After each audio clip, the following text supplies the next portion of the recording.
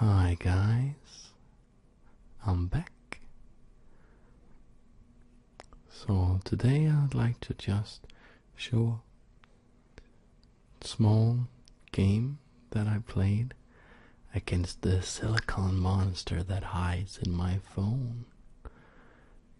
So I have an app on my phone called Shredder that I use to analyze games on the fly, and occasionally I'll have a game against it, and usually that's a lot of fun because playing a computer is it's not like playing a human, because you don't really lose. If you lose, it's just a thing. You haven't been beaten by somebody.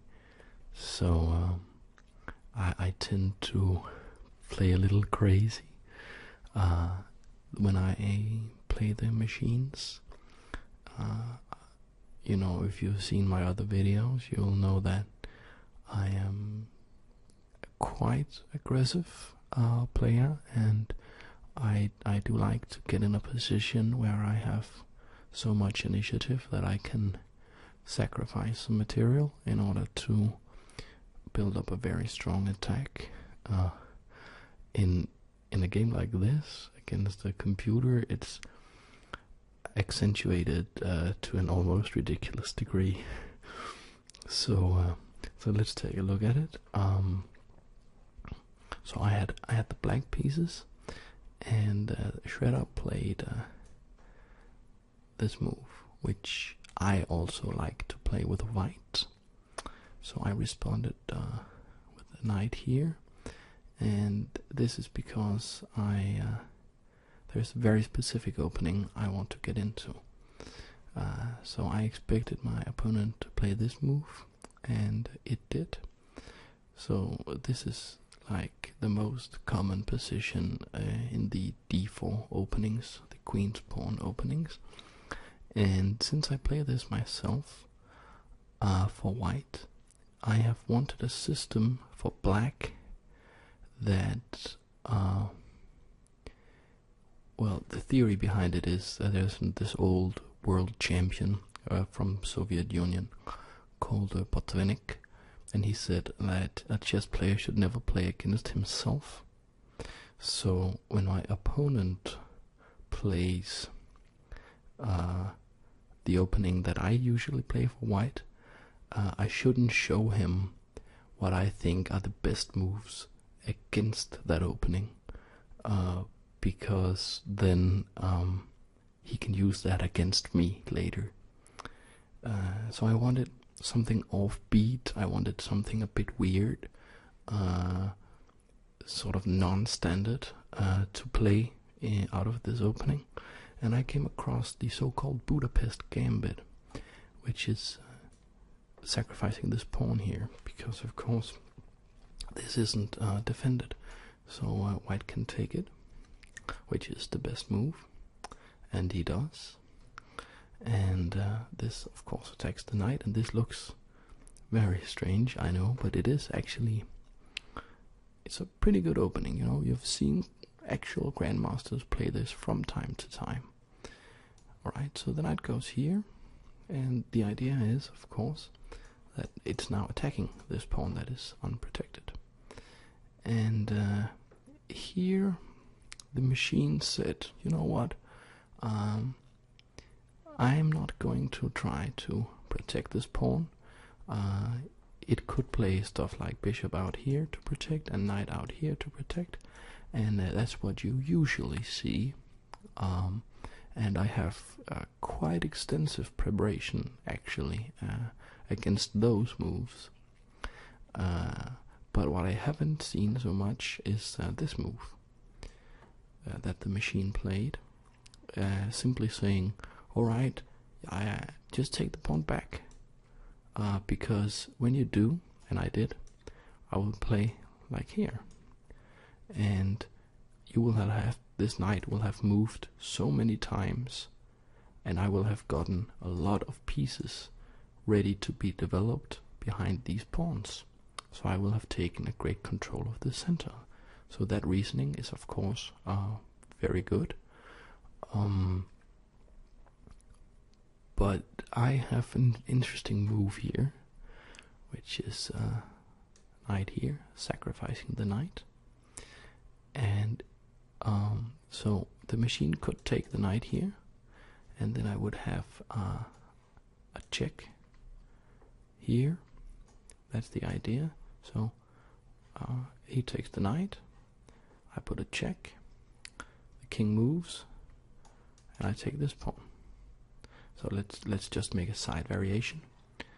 So if he takes there, I go check, and of course he can't block like this. That's very bad, because I take here with a check and he loses the rook.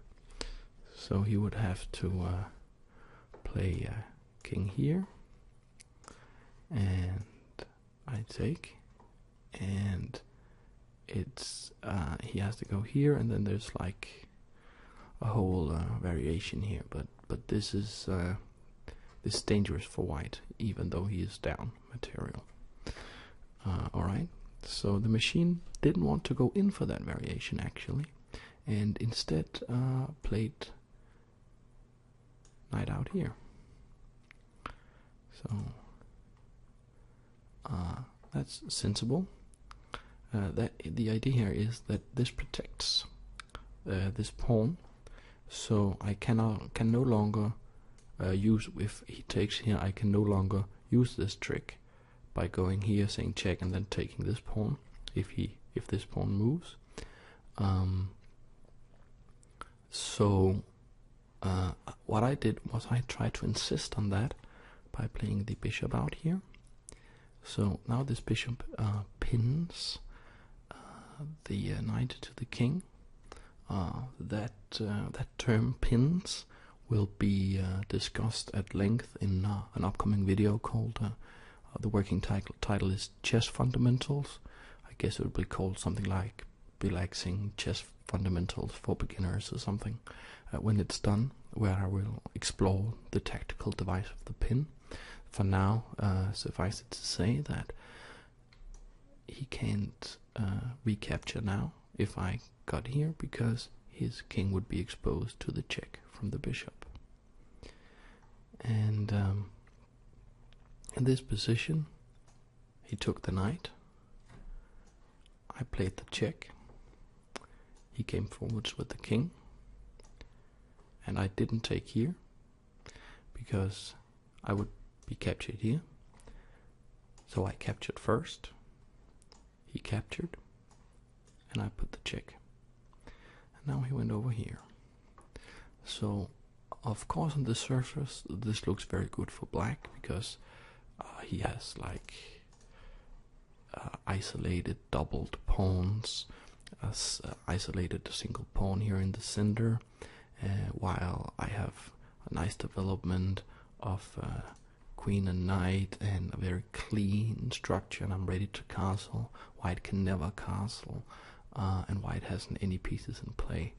So on the surface this looks very good for black, but we must remember that I am down a whole knight. So technically I guess this position with perfect play is very good for white, but he has sort of to repel my attack, and it's coming with quite some force, as you will see. So here I have some problems, because he would like, for instance, to play the bishop here, and this would be protected by the queen, excuse me, by the queen like this, and this would attack my queen, and I would run out of places to go pretty fast, and he would get all of his pieces developed. So what I did was I took this pawn with the knight, and a word of warning, don't do this at home. This way of playing, I'm not saying that this wasn't the best move, but it's not in it's not a principled way to play chess. You shouldn't aim for these crazy positions out of the opening where you move the queen and the knight a bunch of times and doesn't develop your other pieces and are not getting castled, you should opt for a more sound strategy, especially when you are learning. When you have mastered the basic tactics and strategies, you can experiment with something like this. But be warned, it's very difficult to play and will often lose for you. All right.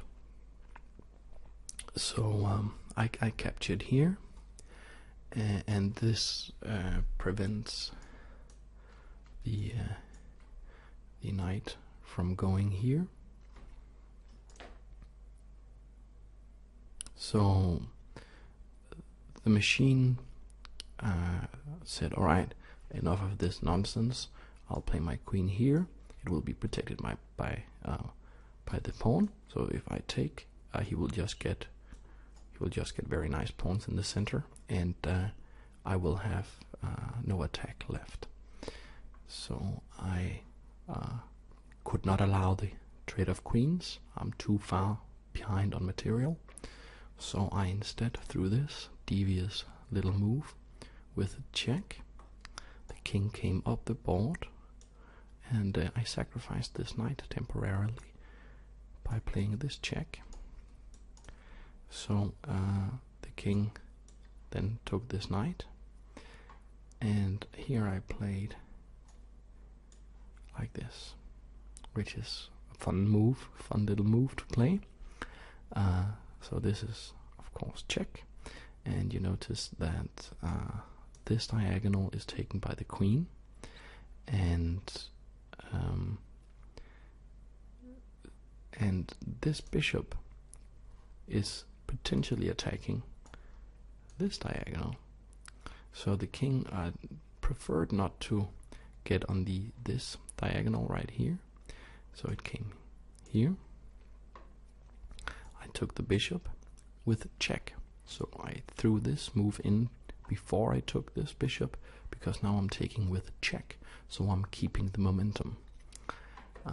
Here he went over here, and I played check, and you see I'm cutting him off here, so he can't go that way.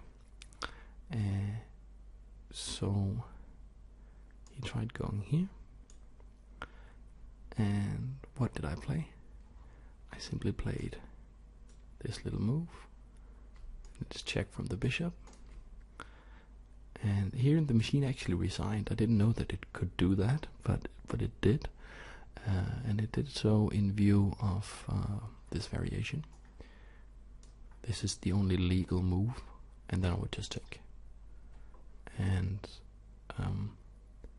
he would take back, and I have all sorts of. It's easy to win here because I'm so much ahead in material, and I guess I also even have like a forced mate, like check, and there is very limited number of places he can go, because I'm taking all of this, so he could, and this one is taking here, and this one is taking here, so all of these are no-goes, in like literally speaking no-goes.